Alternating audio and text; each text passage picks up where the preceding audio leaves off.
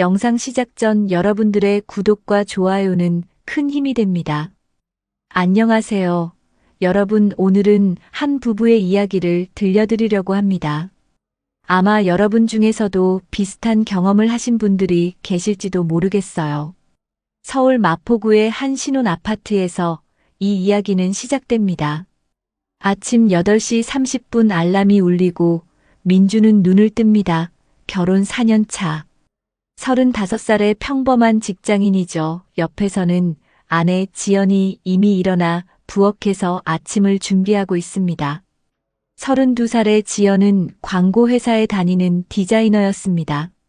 거실에서는 2살 된 아들 하준이가 장난감 자동차를 굴리며 깔깔거리고 있었습니다. 민주는 세수를 하고 나와 아들을 안아 올립니다. 하준이는 아빠 품에 안겨 웃으며 민준의 뺨에 뽀뽀를 합니다.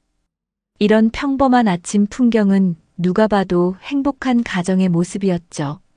민주는 중견 건설회사에서 현장 감독으로 일하고 있었습니다.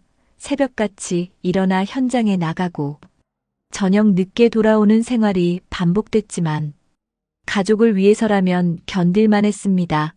지연 역시 육아와 일을 병행하며 바쁜 나날을 보냈지만 둘은 서로를 아끼며 살아갔습니다. 주말이면 근처 공원으로 나들이를 가곤 했습니다. 하준이를 유모차에 태우고 산책을 하면 지나가는 사람들이 부러운 눈빛으로 바라봤죠. 젊은 부부가 예쁜 아이와 함께 걷는 모습은 누가 봐도 화목한 가정이었습니다. 민준의 어머니는 손자를 무척이나 예뻐하셨습니다. 한 달에 한두 번은 집에 들러 하준이를 돌봐주곤 하셨죠.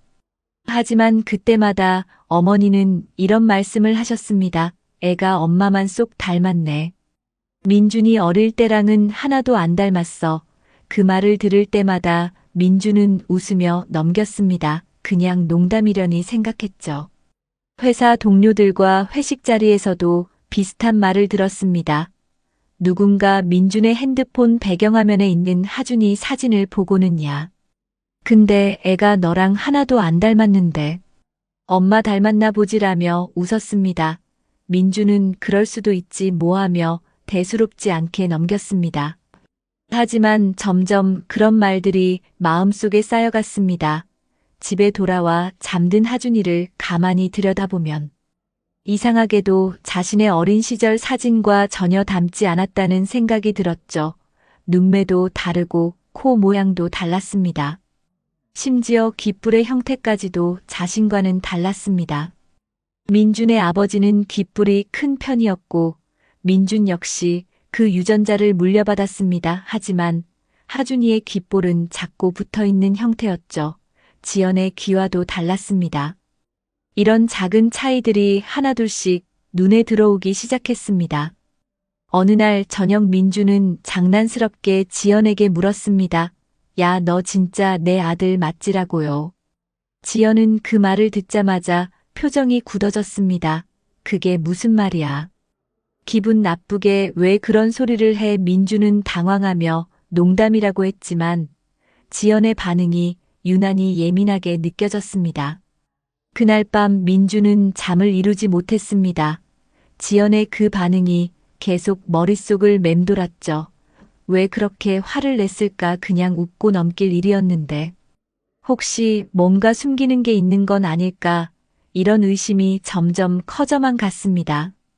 다음 날 회사에서도 일에 집중할 수 없었습니다. 현장을 돌아다니면서도 머릿속은 온통 하준이 생각뿐이었습니다. 점심시간에 혼자 앉아 핸드폰으로 하준이 사진들을 쭉 넘겨봤습니다. 그리고 자신의 어린 시절 사진과 비교해봤죠. 정말로 닮은 구석이 하나도 없었습니다. 퇴근길에 민주는 우연히 약국 앞을 지나다가 멈춰 섰습니다. 쇼윈도에 친자 확인 검사 키트 광고가 붙어 있었습니다. 민주는 한참을 그 자리에 서서 광고를 바라봤습니다. 그리고 결국 약국 안으로 들어가지는 못하고 발걸음을 돌렸습니다. 집에 돌아오니 지연이 저녁을 차리고 있었습니다. 하준이는 소파에서 만화를 보고 있었죠. 평범한 일상이었지만 민준의 마음속에는 이미 의심의 씨앗이 깊이 뿌리내리고 있었습니다. 그날 밤. 민주는 컴퓨터를 켜고 인터넷 쇼핑몰에서 DNA 검사 키트를 주문했습니다. 사흘 후 회사로 택배가 도착했습니다. 민주는 점심시간에 아무도 없는 자재 창고로 가서 조심스럽게 상자를 뜯었습니다. 손이 떨렸죠. 작은 박스 안에는 면봉 2개와 검사 키트, 그리고 설명서가 들어 있었습니다. 민주는 설명서를 읽으며 검사 방법을 확인했습니다. 구강 상피세포를 채취해서 보내면 일주일 안에 결과가 나온다고 했습니다. 그날 저녁 민주는 평소보다 일찍 집에 들어갔습니다.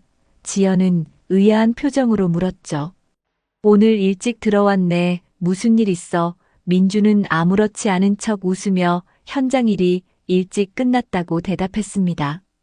하준이는 아빠가 일찍 온 게 신이 났는지 달려와 안겼습니다. 민주는 아들을 안고 한참을 놀아줬죠. 블록을 쌓고 자동차를 굴리며 놀다가 하준이가 입을 크게 벌리고 하품을 했습니다. 그 순간이었습니다. 민주는 재빨리 면봉을 꺼내 하준이의 입안 볼 쪽을 문질렀습니다. 하준이는 갑작스러운 행동에 놀라 울음을 터뜨렸습니다.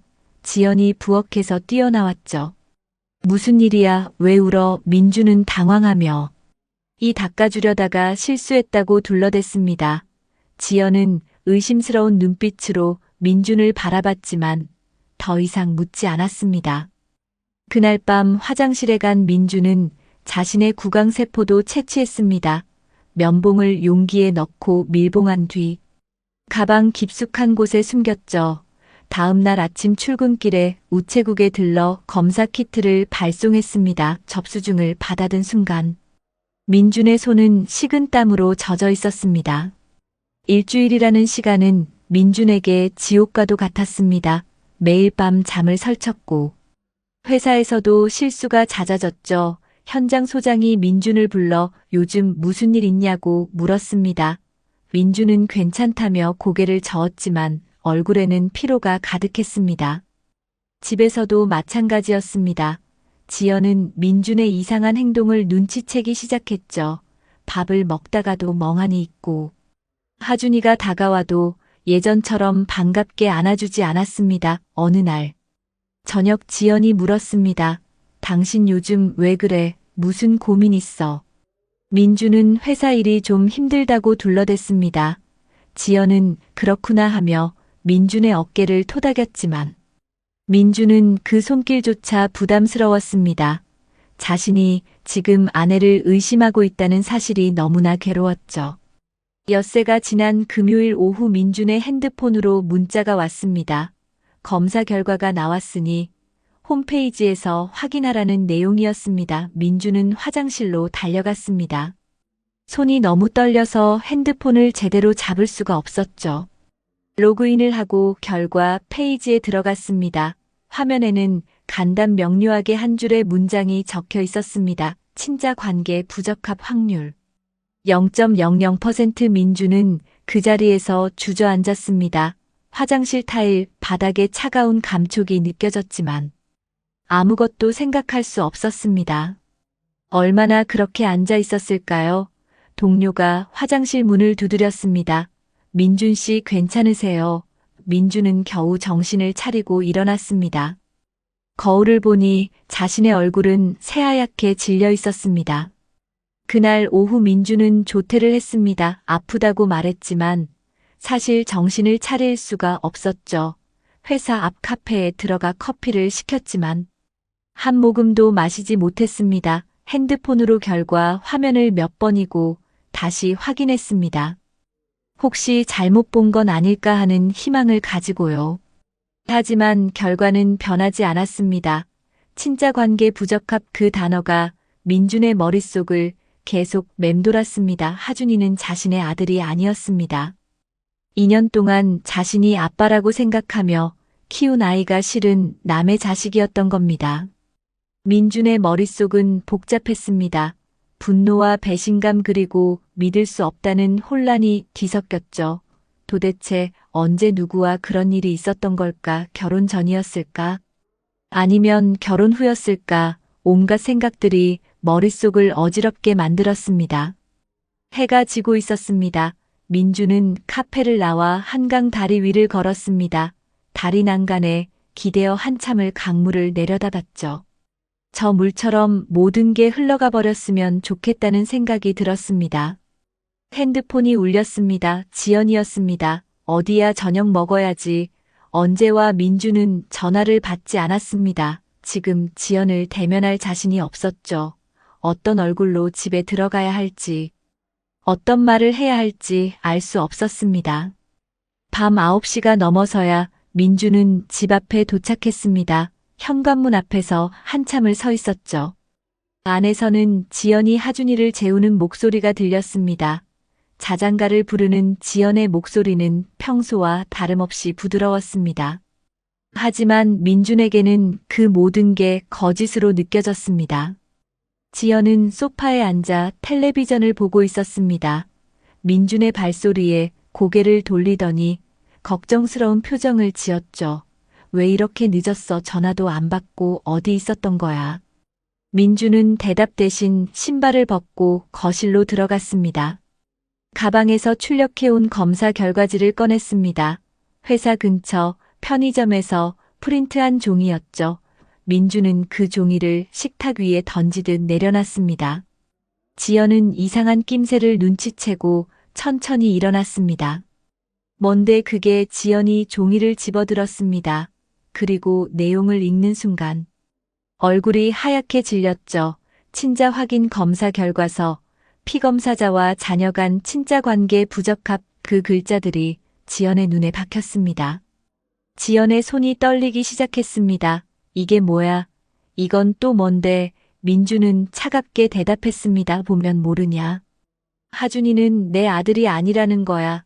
도대체 누구 자식이냐고. 지연은 고개를 저으며 뒤로 물러섰습니다. 아니야. 이건 잘못된 거야. 검사를 다시 해봐야 해. 민주는 비웃음을 흘렸죠. 3번이나 확인했어. 틀릴 리가 없어. 지금 당장 말해. 언제 누구랑 잤던 거야? 지연은 말문이 막혔습니다. 입술을 떨며 변명을 늘어놓으려 했지만 아무 말도 나오지 않았죠. 민주는 한 걸음씩 다가갔습니다. 그날 밤 어디 있었어? 누구랑 있었냐고 대답해. 지연의 눈에서 눈물이 흘러내렸습니다. 미안해. 정말 미안해. 민주는 주먹을 쥐었습니다. 미안하다고 끝이야. 2년 동안 나한테 거짓말한 거야. 내가 남의 자식 키우는 동안 너는 웃고 있었던 거잖아. 지연은 주저앉으며 울음을 터뜨렸습니다. 한참을 우는 지연을 보며 민주는 벽에 기댔습니다. 가슴 속에서 무언가 터져 나올 것 같았지만 참았습니다. 하준이가 깰까봐 소리조차 지를 수 없었죠. 얼마나 시간이 흘렀을까요? 지연이 떨리는 목소리로 입을 열었습니다. 3년 전이었어. 회사 회식 자리에서였어. 민주는 눈을 감았습니다. 계속 말해. 누군데? 지연은 고개를 숙인 채 말을 이어갔습니다. 같은 회사 다니던 선배였어. 이름은 성호라고 했죠. 그날 회식이 끝나고 2차로 간 술집에서 많이 마셨어. 정신이 없었고 그 선배도 취해 있었어. 민준의 주먹이 더욱 세게 쥐어졌습니다. 그래서 그 후엔 어떻게 됐는데? 지연은 눈물을 닦으며 대답했습니다. 그날 한 번뿐이었어. 다음 날 정신 차리고 너무 후회했어. 그래서 연락을 끊었어. 민주는 비웃음을 지었습니다. 한 번이면 충분하잖아. 그 한 번에 아이가 생긴 거니까. 지연은 아무 말도 못했습니다. 사실이었으니까요. 그때 임신 사실을 알았을 때 지연은 당황했었습니다. 시기를 계산해보니 민준과의 관계로 생긴 아이일 수도 있었죠. 하지만 내심 불안했습니다. 혹시나 하는 마음이 있었던 겁니다. 그래서 아무 말 않고 그냥 민준의 아이라고 믿으려 했던 거죠. 아니, 믿고 싶었던 겁니다. 2년 동안 지연은 그렇게 자신을 속이며 살아왔습니다. 민준이 물었습니다. 그 남자도 알아? 자기 자식일 수 있다는 거. 지연은 고개를 저었죠. 몰라. 말 안 했어. 그 후로 연락한 적도 없고. 민주는 허탈하게 웃었습니다. 그럼 그 남자는 유부남이었나? 지연은 고개를 끄덕였습니다. 결혼한 사람이었어. 그것까지 알면서도. 지연은 그날 밤 선을 넘었던 겁니다. 술 때문이었다고 변명할 수도 있겠지만 결국은 자신의 선택이었죠. 민주는 소파에 주저앉았습니다. 모든 힘이 빠져나가는 것 같았습니다. 그렇게 한참을 앉아 있다가 입을 열었죠. 그 사람 이름이 뭐라고 했지? 성호 플레임 말해. 지연은 떨리는 목소리로 대답했습니다. 김성호 나보다 1살 위였어. 지금은 다른 회사로 옮겼을 거야. 민주는 핸드폰을 꺼냈습니다. 연락처 있어. 지연은 고개를 저었죠. 지웠어, 진작에. 민주는 냉소를 흘렸습니다. 지웠다고 해서 없던 일이 되는 건 아니잖아. 그 사람 찾을 수 있어. 지연은 당황하며 물었습니다. 왜 뭐 하려고? 민주는 지연을 똑바로 쳐다봤습니다. 당연히 만나야지. 자기 자식이 생긴 걸 알려줘야 하는 거 아니야. 그리고 책임을 물어야지. 지연은 고개를 저으며 말렸습니다. 그러지 마. 이미 다 끝난 일이야. 더 키우면 안 돼. 민주는 자리에서 벌떡 일어났습니다. 끝난 일이라고. 나한테는 이제 시작이야. 2년 동안 속은 게 끝난 일이야. 내가 남의 자식 키운 게 끝난 일이냐고. 지연은 울면서 민준의 팔을 잡았지만 민주는 뿌리쳤습니다. 그날 밤 민주는 집을 나갔습니다. 근처 찜질방에 가서 밤을 보냈죠. 천장을 보며 누워 있어도 잠이 오지 않았습니다. 머릿속에는 온통 지연과 하준이 그리고 김성호라는 남자 생각뿐이었습니다. 새벽 5시쯤 민주는 핸드폰을 켰습니다. 지연에게서 온 문자 15통과 부재중 전화 23통이 찍혀 있었죠. 하지만 민주는 하나도 확인하지 않았습니다. 대신 포털 사이트를 열어 김성호를 검색하기 시작했습니다. 민주는 소셜 네트워크를 뒤지기 시작했습니다. 김성호라는 이름으로 검색하니 수백 명이 나왔지만 지연이 다니던 회사 이름과 함께 검색하자 한 명이 걸렸습니다. 33살 남성이었고 프로필 사진에는 정장을 입은 남자가 웃고 있었죠. 민주는 그 프로필을 한참 들여다봤습니다. 이 남자가 자신의 가정을 무너뜨린 장본인이었습니다. 평범해 보이는 얼굴이었습니다. 특별히 잘생기지도 못생기지도 않은 그저 흔한 직장인의 모습이었죠. 프로필을 더 살펴보니 최근 게시물들이 보였습니다. 한 달 전에 올린 사진에는 놀이공원에서 찍은 가족 사진이 있었습니다. 성우와 그의 아내로 보이는 여자. 그리고 5살쯤 돼 보이는 딸아이가 함께 웃고 있었죠. 민주는 그 사진을 보며 이를 악물었습니다. 저 남자도 가정이 있었던 겁니다. 아내와 딸을 두고도 다른 여자와 관계를 가졌던 겁니다. 그것도 유부녀와 말이죠. 성우의 아내 이름은 유나였습니다. 31살로 프로필에 적혀 있었죠. 사진 속 유나는 밝게 웃고 있었습니다. 자신의 남편이 3년 전 바람을 피웠다는 사실을 전혀 모르는 표정이었습니다. 민주는 유나의 프로필도 확인해 봤습니다. 평범한 주부처럼 보였고 딸아이와 함께 찍은 사진들이 대부분이었습니다. 행복해 보이는 가정이었죠. 민주는 성호의 회사 정보를 찾았습니다. 현재는 강남에 있는 중견 무역회사에서 과장으로 일하고 있었습니다. 회사 홈페이지에 들어가니 조직도에서 성호의 이름을 찾을 수 있었죠.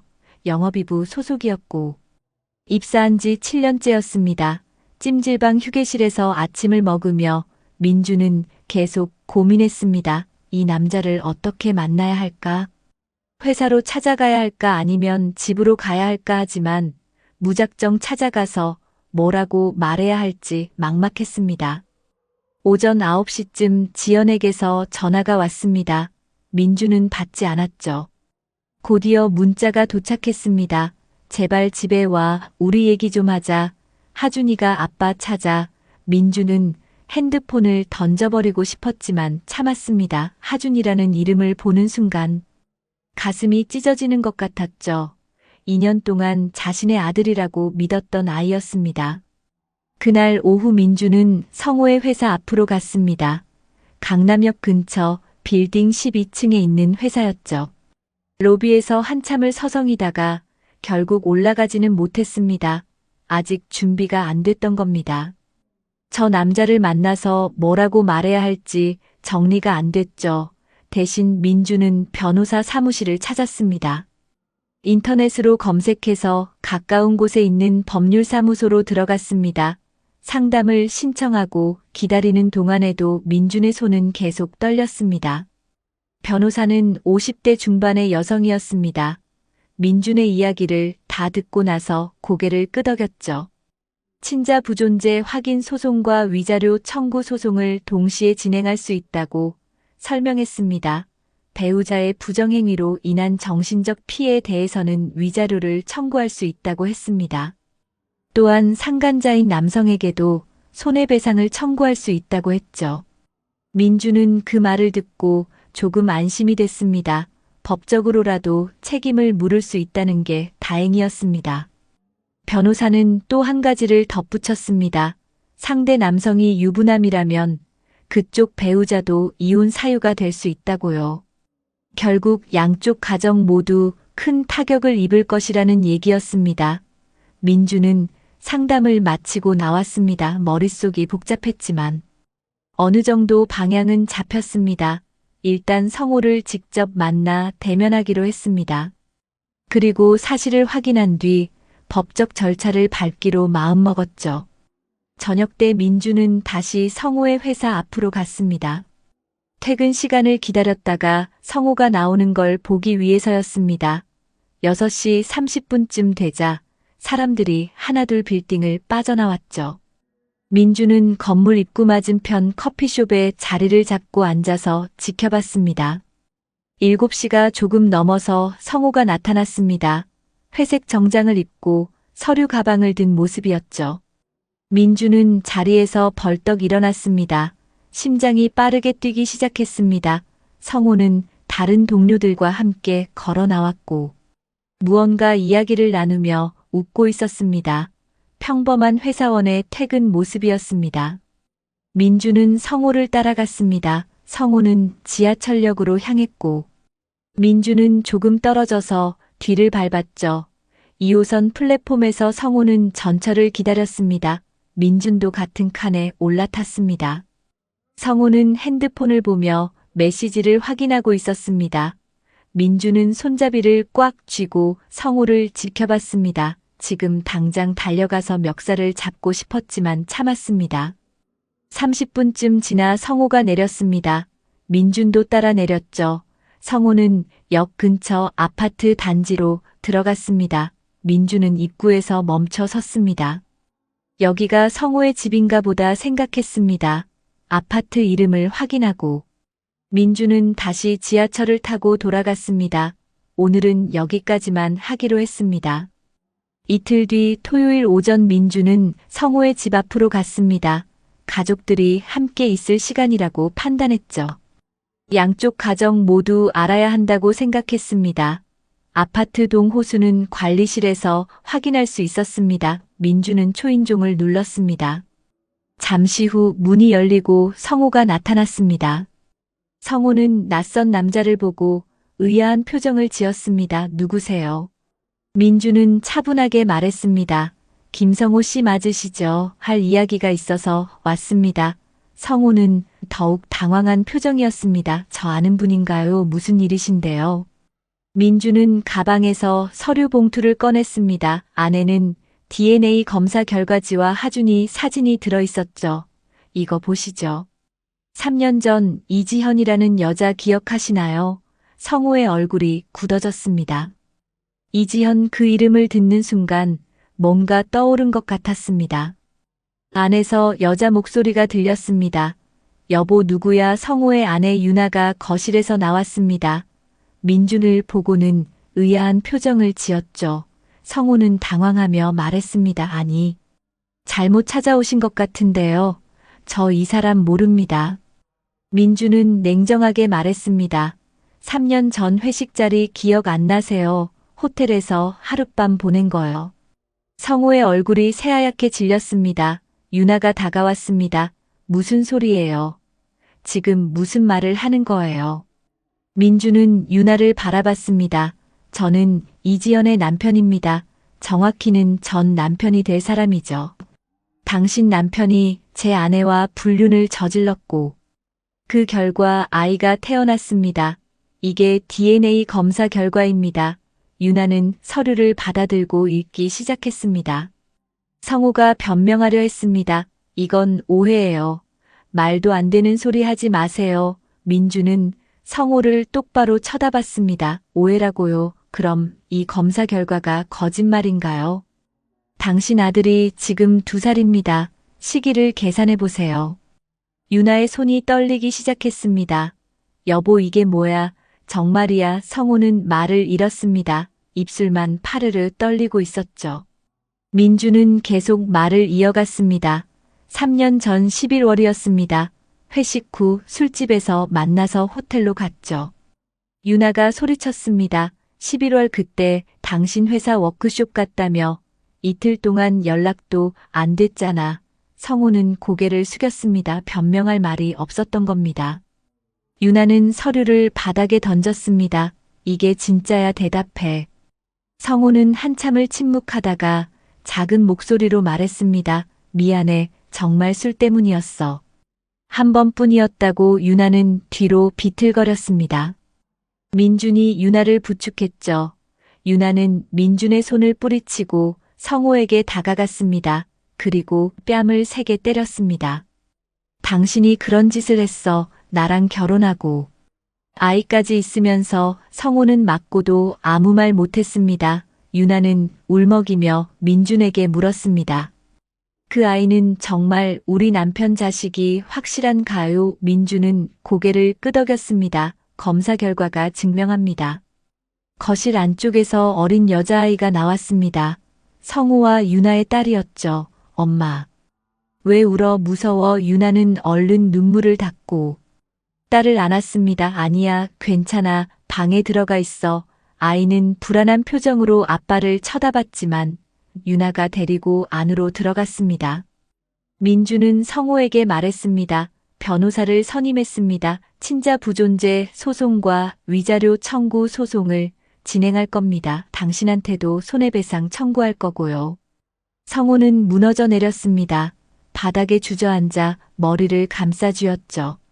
민주는 그날 이후 본격적으로 법적 절차를 시작했습니다.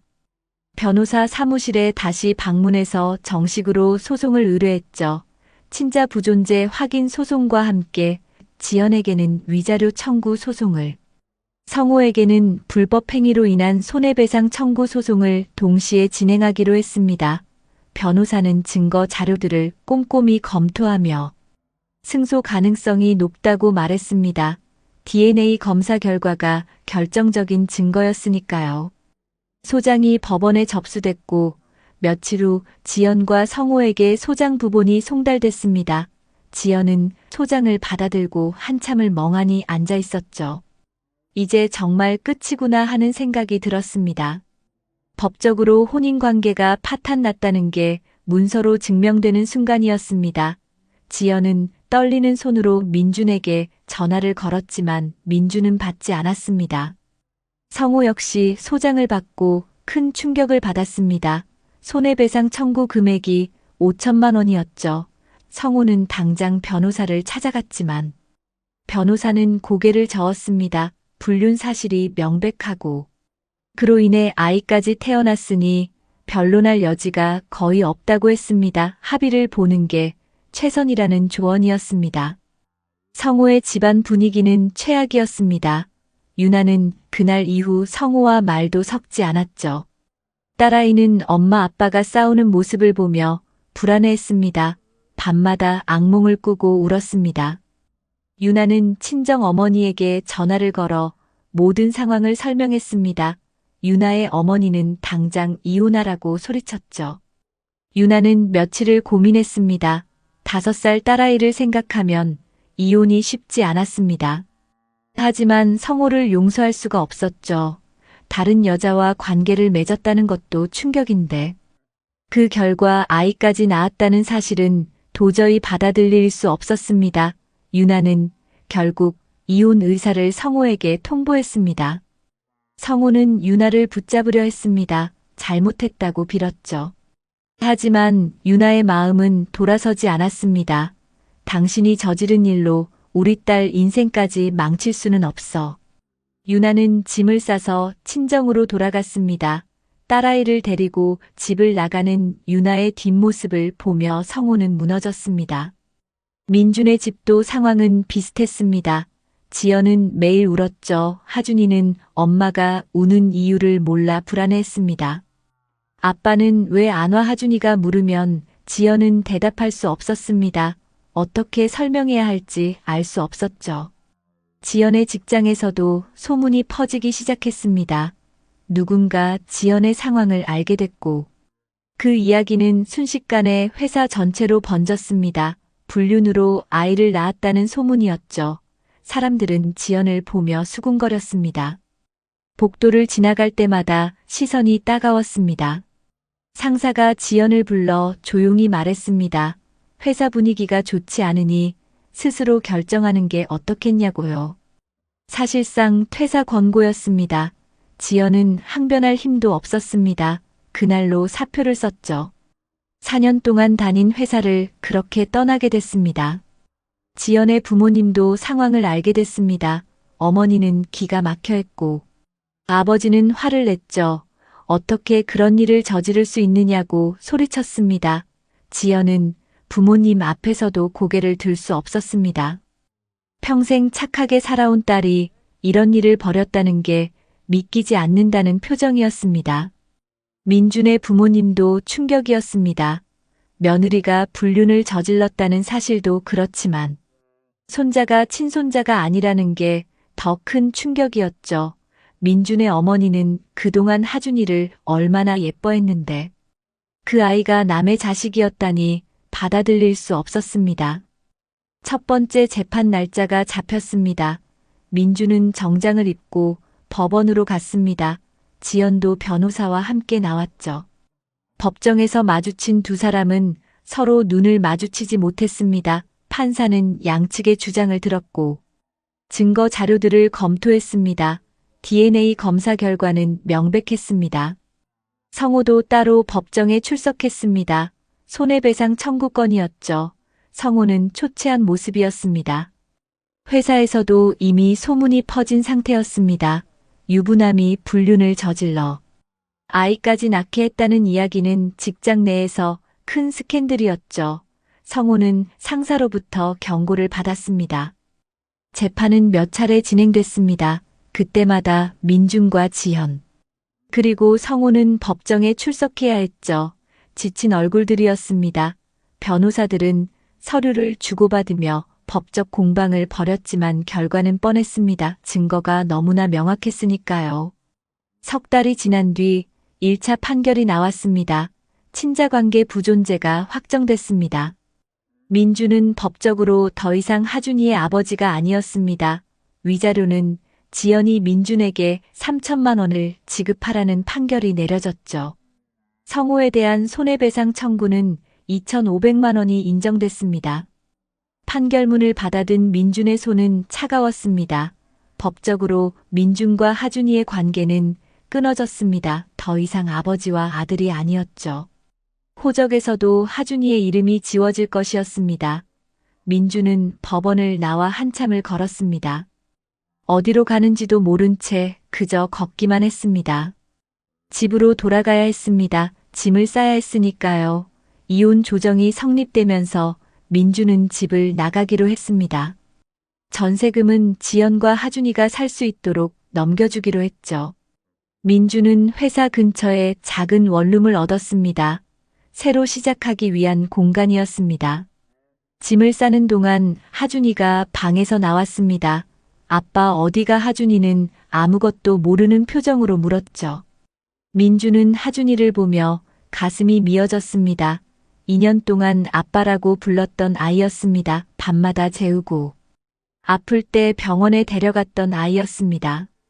민준은 하준이를 안아 올렸습니다. 하준이는 민준의 품에 안겨 웃었습니다. 아빠 놀아줘. 민주는 눈물이 날 것 같았지만 참았습니다. 하준아, 아빠는 잠깐 다른 곳에 가 있을 거야. 하준이는 고개를 갸우뚱했죠.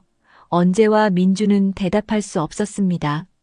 지연이 거실에서 지켜보고 있었습니다. 눈이 퉁퉁 부어 있었죠. 며칠째 제대로 먹지도 자지도 못한 모습이었습니다. 민주는 하준이를 내려놓고 짐을 계속 쌌습니다. 옷가지와 책 몇 권 그리고 중요한 서류들이 전부였습니다. 짐을 다 싸고 현관으로 나가는 순간 민주는 뒤를 돌아봤습니다. 4년 동안 살았던 집이었습니다. 행복했던 기억들이 스쳐 지나갔죠. 하지만 이제는 그 모든 게 거짓처럼 느껴졌습니다. 민주는 문을 닫고 나왔습니다. 뒤를 돌아보지 않았습니다. 회사에서도 민준의 상황을 알고 있었습니다. 동료들은 민준을 대하는 게 조심스러웠죠. 누구도 먼저 말을 걸지 않았습니다. 민준은 일에만 집중하려 했습니다. 현장을 돌아다니며 몸을 움직이는 게 그나마 정신을 잡는 방법이었습니다. 한 달쯤 지났을 때 민준은 사직서를 제출했습니다. 더 이상 서울에 있고 싶지 않았습니다. 모든 게 상처로 남아있는 곳이었죠. 상사는 만류했지만 민준의 결심은 확고했습니다. 지방에 있는 건설사에서 제의가 왔고 민준은 받아들였습니다. 부산으로 내려가기 전날 민준은 마지막으로 집 앞을 찾았습니다. 창문으로 불빛이 새어나왔죠. 안에서는 지연이 하준이를 재우고 있을 것이었습니다. 민주는 한참을 그 자리에 서 있었습니다. 올라갈까 하는 생각도 들었지만 발걸음이 떨어지지 않았습니다. 성호의 삶도 무너졌습니다. 유나와의 이혼이 성립됐고 딸의 양육권은 유나가 가져갔습니다. 면접 교섭권만 겨우 인정받았죠. 한 달에 한 번 딸을 만날 수 있었습니다. 회사에서는 불륜 사실이 알려지면서 승진해서 누락됐습니다. 동료들의 시선도 차갑게 변했습니다. 성호는 결국 회사를 그만뒀습니다. 더 이상 그곳에서 일할 수 없었죠. 다른 회사로 이직하려 했지만 쉽지 않았습니다. 나이도 있고 경력도 애매했습니다. 무엇보다 추천서를 받기가 어려웠습니다. 지연은 혼자 하준이를 키우며 살아갔습니다. 일자리를 구해야 했지만 쉽지 않았죠. 경력이 단절됐고 아이를 돌봐줄 사람도 없었습니다. 친정 부모님은 가끔 도와주긴 했지만 예전처럼 다정하지 않았습니다. 실망이 컸던 겁니다. 석 달이 흘렀습니다. 민주는 부산에서 새로운 삶을 시작했습니다. 작은 오피스텔에서 혼자 살며 일에만 매달렸죠. 주말에도 현장에 나갔습니다. 집에 있으면 자꾸 과거가 떠올랐기 때문입니다. 밤이면 소주를 마시며 잠이 들었습니다. 꿈속에서는 여전히 하준이가 아빠라고 부르며 달려왔습니다. 어느 날 민주는 법원에서 연락을 받았습니다. 추가 서류를 제출해야 한다는 내용이었죠. 민주는 주말에 서울로 올라갔습니다. 법원 일을 마치고 나오는데 익숙한 두 사람이 보였습니다. 지연과 성호였습니다. 둘도 각자 법원 업무를 보러 온 모양이었습니다. 세 사람은 법원 앞 계단에서 마주쳤습니다. 아무도 먼저 말을 꺼내지 못했죠.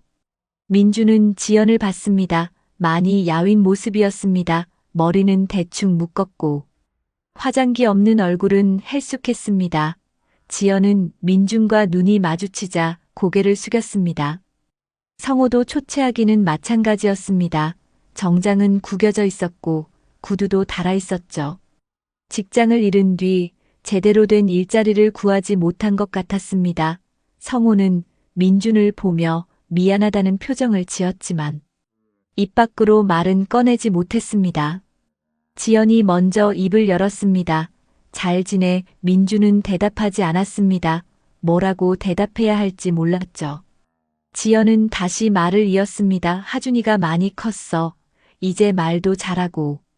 민준은 그 말을 듣고 가슴이 아팠습니다. 하준이는 이제 자신을 기억하지 못할 것이었습니다. 성호가 조심스럽게 물었습니다. 부산에서 일하신다고 들었습니다. 민준은 차갑게 대답했습니다. 당신이 알 필요 없는 일이죠. 성호는 더 이상 말하지 못했습니다. 민주는 두 사람을 지나쳐 걸어갔습니다. 뒤돌아보지 않았습니다. 지연과 성호는 그 자리에 남아 있었습니다. 서로 마주 보지도 못한 채 어색하게 서 있었죠. 성호가 먼저 말했습니다. 그날 밤이 이렇게까지 될 줄 몰랐어요. 지연은 고개를 끄덕였습니다. 나도 그랬어요. 우리가 정말 큰 죄를 지었네요. 성호는 한숨을 쉬었습니다. 딸아이 얼굴 보기가 힘들어요. 아이가 아빠 왜 안 와 하고 물으면 대답을 못 하겠더라고요. 지연도 마찬가지였습니다. 하준이도 자꾸 아빠 찾아요. 어떻게 설명해야 할지 모르겠어요. 두 사람은 더 이상 할 말이 없었습니다. 각자 다른 방향으로 걸어갔죠. 뒤돌아보지 않았습니다. 한순간의 욕망이 두 가정을 완전히 무너뜨린 겁니다. 4명의 어른과 3명의 아이들 모두가 상처를 입었습니다. 며칠 후 하준이의 3번째 생일이었습니다. 지연은 작은 케이크를 샀습니다. 초 3개를 꽂고 불을 켰죠. 하준이는 신이 나서 박수를 쳤습니다. 아빠도 불러 하준이가 말했습니다. 지연은 눈물이 났지만 참았습니다. 초를 불기 전에 소원을 빌어야지. 지연이 말했습니다. 하준이는 눈을 감고 무언가 중얼거렸죠. 그리고 초를 힘껏 불었습니다. 지연은 하준이를 안았습니다. 무슨 소원 빌었어? 하준이는 웃으며 대답했습니다. 아빠 보고 싶다고 했어요. 지연의 눈에서 눈물이 흘러내렸습니다. 하준이는 엄마가 우는 걸 보고 당황했죠. 엄마. 왜 울어? 아파. 지연은 고개를 저으며 하준이를 꼭 안았습니다. 아빠는 이제 오지 않을 거야. 하준아, 미안해. 정말 미안해. 하준이는 이해하지 못했지만 엄마를 꼭 안아줬습니다. 괜찮아. 엄마 울지 마. 지연은 한참을 울었습니다. 자신의 잘못으로 아이에게 아버지를 잃게 만들었다는 죄책감이 너무 컸습니다. 앞으로 하준이를 어떻게 키워야 할지 막막했습니다. 유나도 딸과 함께 친정에서 살고 있었습니다. 딸아이는 자꾸 아빠를 찾았지만 유나는 만나게 해주고 싶지 않았습니다. 배신한 남자를 용서할 수 없었죠. 하지만 아이를 생각하면 마음이 복잡했습니다. 성호는 작은 회사에 겨우 취직했습니다. 월급은 전보다 반으로 줄었죠. 그나마 일자리가 있는 게 다행이었습니다. 손해배상금과 이혼 위자료를 갚아야 했습니다. 앞으로 몇 년은 빚을 갚는데 허덕일 것이었습니다. 민주는 부산에서 묵묵히 일했습니다. 가끔 하준이 생각이 났지만 애써 잊으려 했습니다. 2년 동안 아버지였지만 이제는 남이었습니다. 법적으로도 혈연적으로도 아무 관계가 없었습니다. 그저 스쳐 지나간 인연일 뿐이었습니다. 한순간의 선택이 모든 것을 바꿔놓았습니다. 두 가정이 무너졌고 아이들은 상처를 입었습니다. 진실은 결국 드러났고 그 대가는 너무나 컸습니다. 사랑의 배신은 개인의 죄로 끝나지 않았습니다. 주변의 모든 사람들에게 상처를 남겼습니다.